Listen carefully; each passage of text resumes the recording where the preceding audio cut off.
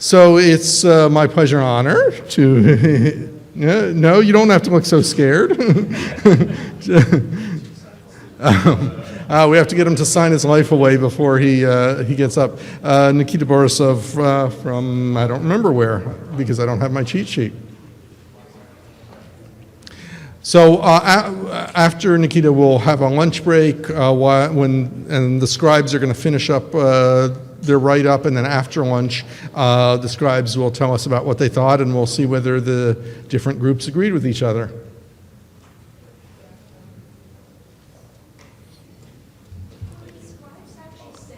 No,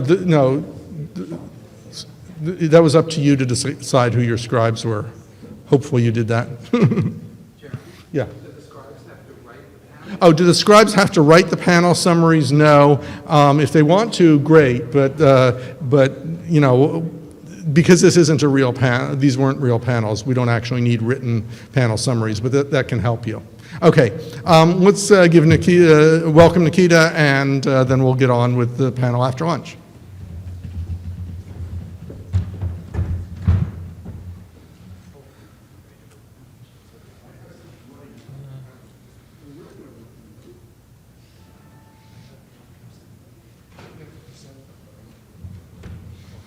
Let's go through the slideshow backwards. Okay, so my name is Nikita Borisov. I'm from the University of Illinois, and I want to talk to you about some of my experience in applying to the SaTC program as well as its predecessors, trustworthy computing, cyber trust, and so forth. Seems to change names every couple of years. But hopefully experiences are still relevant. So just a few things about me. My first award from SaTC, or at that time Cyber Trust, was in 2006, and I've had 4 funded projects through some version of SaTC. And what I'm going to do is I'm going to talk just briefly about the project, so you get a kind of sense maybe for what kind of research is funded, and a little bit about what went into getting that project to be successfully funded. I have also a number of rejections. I won't go through all of the rejections, but I'll try to synthesize some ideas and lessons from that. And I've also been probably about a half dozen panels for NSF, maybe more, maybe less, not sure. And I'll try to speak fairly quickly so that I don't keep you from lunch for too long, but please feel free to interrupt at any point, ask questions. All right, so vulnerability signatures was my first project funded by NSF. It was based on this idea of signatures that are being used for intrusion detection. So typically when network attacks come in, a very traditional approach to detecting and blocking them is to create some sort of signature. Oftentimes it's just a string that says, oh, okay, here is what an attack looks like. So code red, for those of you who are old enough to remember code red, is operated by having a long string of A's followed by something having to do with an IDA file. I don't remember everything. But basically then, as soon as code red was well known, every intrusion detection system in the world had a signature that said, if you have something like this that comes in on their network packet, you just block it, drop it on the floor. And for all the systems that were protected by that, that worked well. Code Red 2 came out a few months later, and it changed all the A's to the N's. And that bypassed the approach that was taken by intrusion detection systems. And so the idea is that the signatures were too specific, and our goal was to design signatures that would recognize kind of the essential part of the attack rather than looking at something superficial. And so the goal was to be able to faithfully reconstruct the state of the application that triggers a particular bug. So we want to say that, okay, it's not the fact that there's A's there or N's, it's the fact that there's a long string followed by some particular instructions that are in a particular part of the HTTP message and so forth, and do that with a high enough performance. And so how did this project come about. It was originally some work that I did at Microsoft Research when I was a graduate student, and then I wanted to develop it out into something that was a little bit of a larger program. And so the projects resulted in a small prototype that said, okay, this is what we can do for recognizing vulnerability signatures in an efficient way. The proposal really went into trying to identify some of the basic research challenges into making something like this practical. And so one of the things that I find with SaTC, not everybody has this experience, but trying to say, well, can we take some idea and what does it take to bring it to deployment in the real world is a big part of what, in my mind, makes a successful SaTC proposal, because I think when we're focused on trustworthy computing, we like to say that we're thinking 10, 20 years out in our research, but really we're kind of sinking under the weight of attacks now. So having something that has at least medium-term relevance is very important. And the other thing I think that helped make this proposal successful was a very well-defined evaluation strategy for trying to figure out how to look at attacks, how to look at potential attacks, and decide whether the vulnerability signatures approach would, in fact, address the problem. And this was my first proposal. I had two senior faculty from my university as co-PIs, and they were really more like mentors than co-PIs in some sense. That I ended up doing, I would say, I ended up defining the problem and defining most of the scope of the research. So in some sense, I kind of did most of the work, but I think they were really instrumental in guiding how I presented the work, how to structure it, and so forth. And on the plus side, also, because they were very senior, I ended up also being able to use the lion's share of the funding from that project source. So it ended up being kind of a win-win for, at least for me. So the next project had to do with building automation.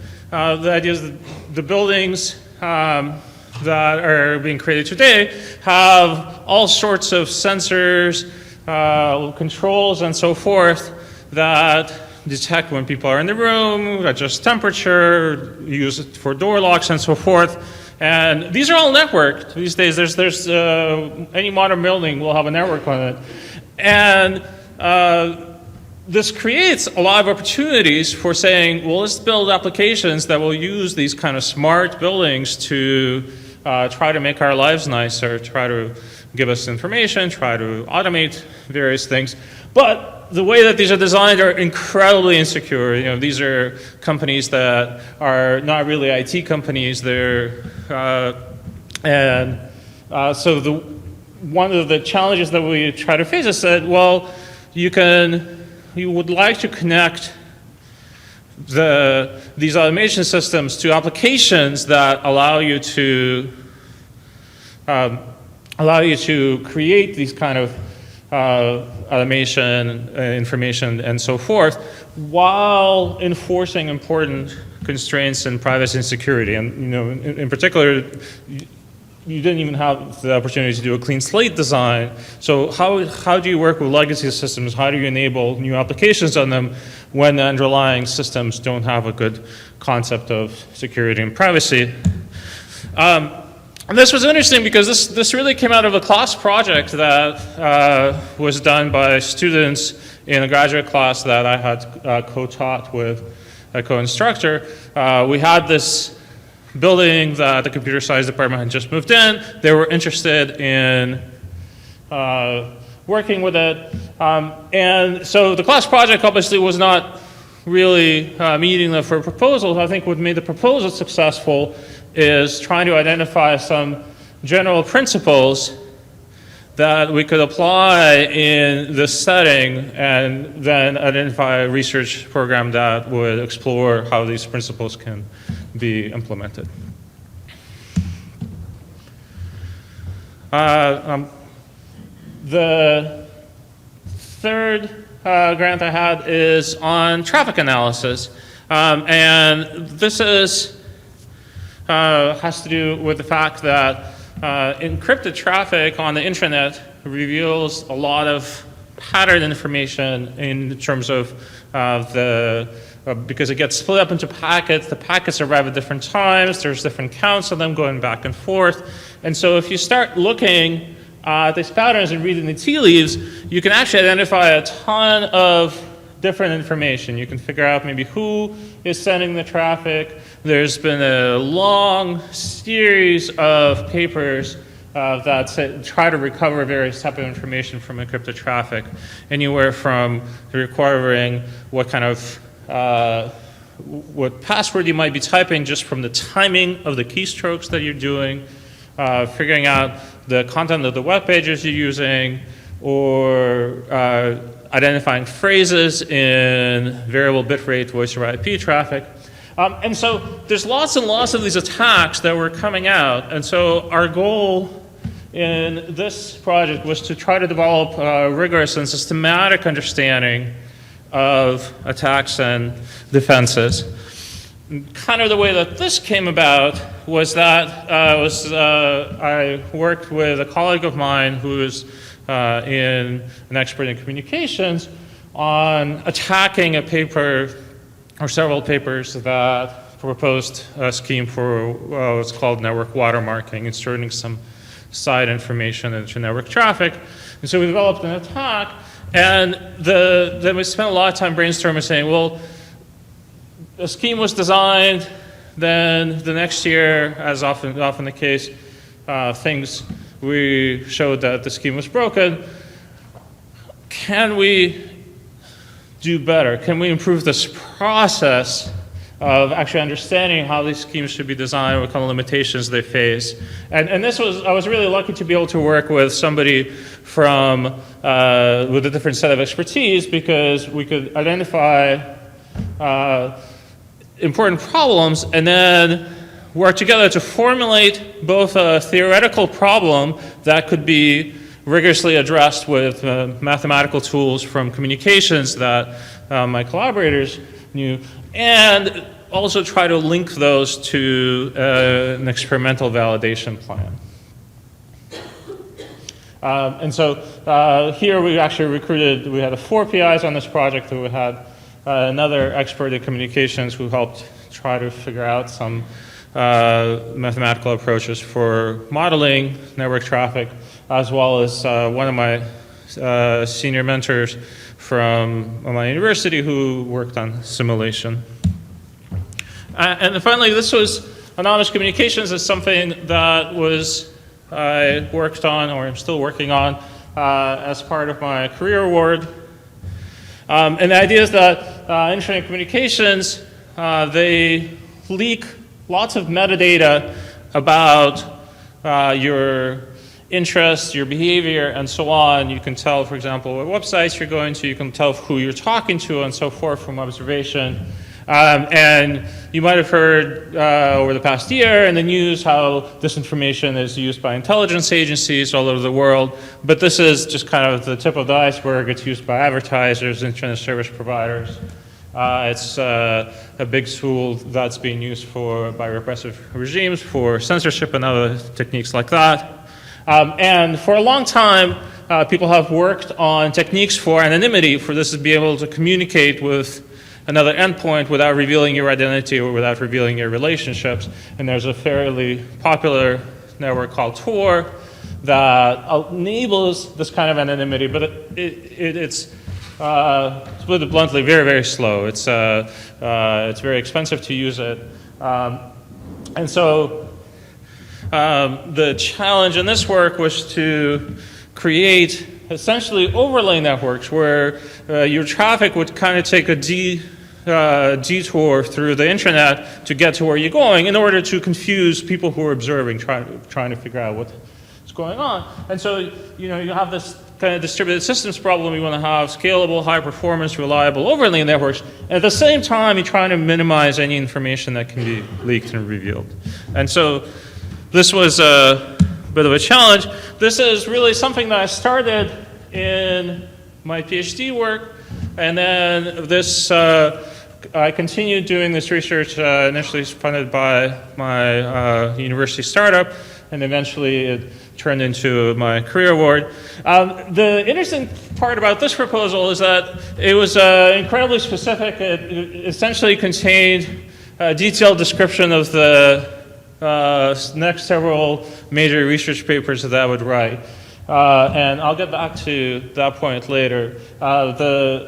My first application for a career award was rejected in part because people felt that it was not detailed enough. So I really spent a lot of time trying to get very precise articulation of what I was going to do. Collaboration, as always, it's important in research. Of course, a career award is an individual award, but I was able to cheat a little bit by adding some support from a foreign collaborator who I got to work with a little bit and who agreed to collaborate with me on some further research. And then the rejections, I won't list them all, but there's a few lessons that I want to extract from the rejections. I spent a little bit of time last night going through all of my panel summaries from the rejections, and I can't say it was entirely pleasant, but it was it's informative. So one of the things that I would say is that, and I've noticed this both from the proposer side and being on panels, is that SaTC panelists are incredible skeptics, and I think this is because we're all trained to try to find holes and weaknesses in everything. There was statistics, I think, that were presented that the size directorate rates proposals significantly lower on average than the rest of the NSF. And I'm pretty sure, though I don't remember if the statistics exist, that SaTC probably is lower still. So I think people are generally skeptical about what you propose, and it's really, you have to spend a lot of time convincing them not only that what you're going to do is interesting and worthwhile, but also that what you're going to do is going to work, right? So you have to kind of use as much evidence as you can muster in terms of making sure you have some preliminary results that show promising things, calling back on your track record, and so forth. The second thing that I found is that this is very common, and at least in my proposals that were rejected, is that there would be some discussion of related work that I would not have covered for some reason or another. So I think the kind of outcome, I would say, is spend twice as much both time and probably space discussing related work as you initially would have thought. Unlike conference submissions, NSF proposals are a very costly thing to get wrong, right? You only get 2 tries per year, and it's a long turnaround. So if you miss some piece of work that some on the panel feel was very important, to use a code phrase that you'll find in your summary, then there's a very tremendous opportunity cost to that.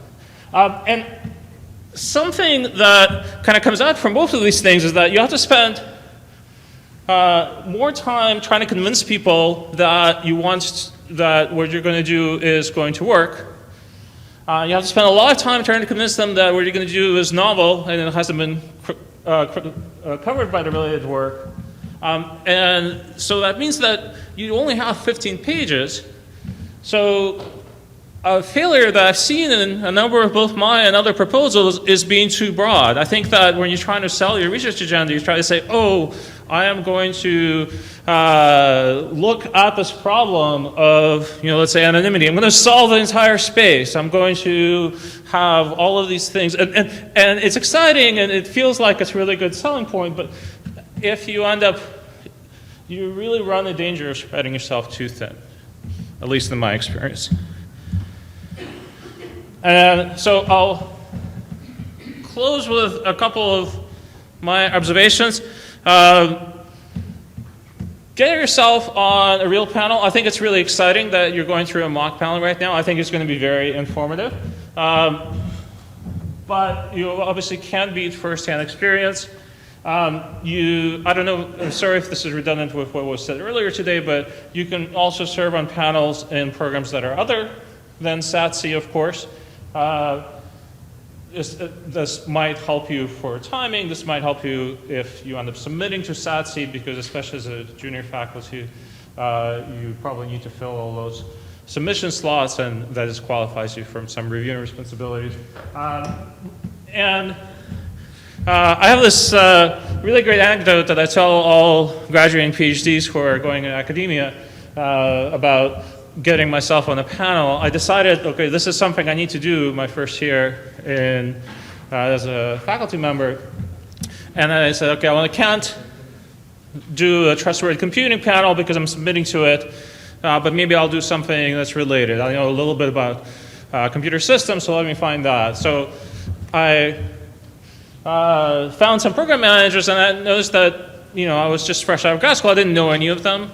And I spent a bunch of time going around all of my mentors, all of the faculty I know, saying, could someone please introduce me to this program manager so I can ask them to be on a panel? And after a few days, I got nowhere. So I finally sat down, wrote a cold email, and said, okay, here I'm so-and-so, Nikita Borisov, I just graduated, blah, blah, blah, I would like to be on your panel.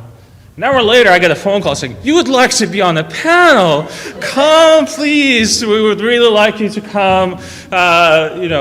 Oftentimes, program managers really have a hard time filling these slots, and if you are promising, bright, fresh-faced researcher, I think they're often very happy to have you. The other thing I would say is it was really instrumental, especially early on, for me to have co-PIs who have prior SaTC successes.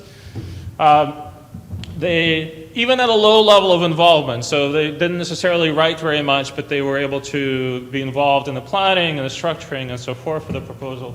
And I find this is also the case when I'm reviewing proposals for people who are coming from outside the community, or people who are maybe just junior. If they don't have a collaborator like that who is on their proposal, it becomes sometimes be difficult to cover all the bases that are expected of PIs, making sure you have strong evaluation, making sure you have a security argument, and so forth. And I know that there's a little bit of self-serving, because obviously there are a few people with prior SaTC successes who are even in this room that you'd be welcome to collaborate with. And if you're staying for using security, obviously you'll be able to meet more people. And finally, I think this can all sound a little bit intimidating, but I also think that you can have a really positive experience writing and developing these proposals. Even if they don't get funded, I think you should really look at it as saying, okay, I'm going to do my best in preparing a proposal and rejection, all these things, but in doing so, you will develop contacts, you will articulate your program for research. A lot of times when I have new graduate students, I say, okay, here's 2 pages from a proposal that I wrote a year or 2 ago, and that enables them to be very productive. So. Good luck. All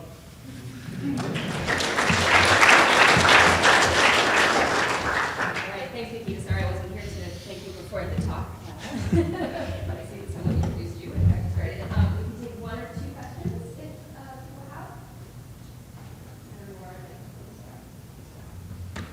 Question here.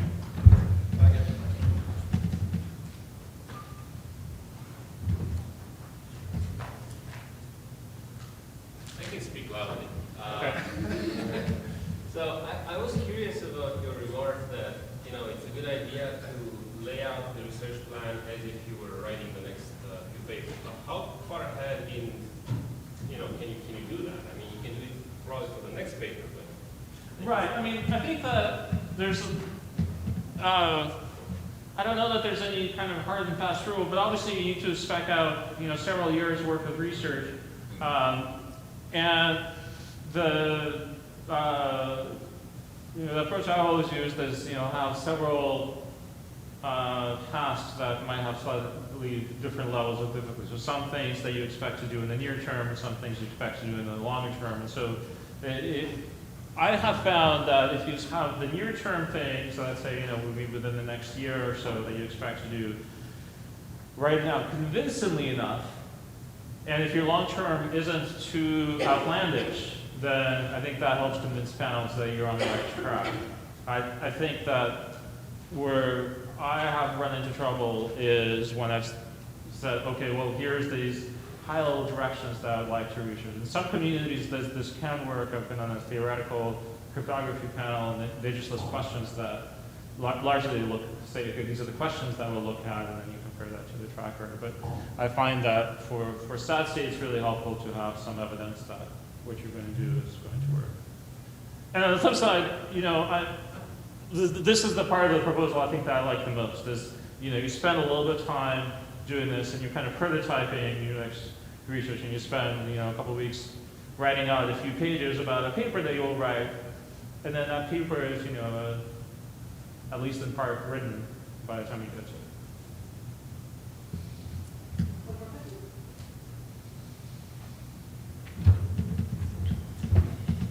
All right, thank you, Nikita.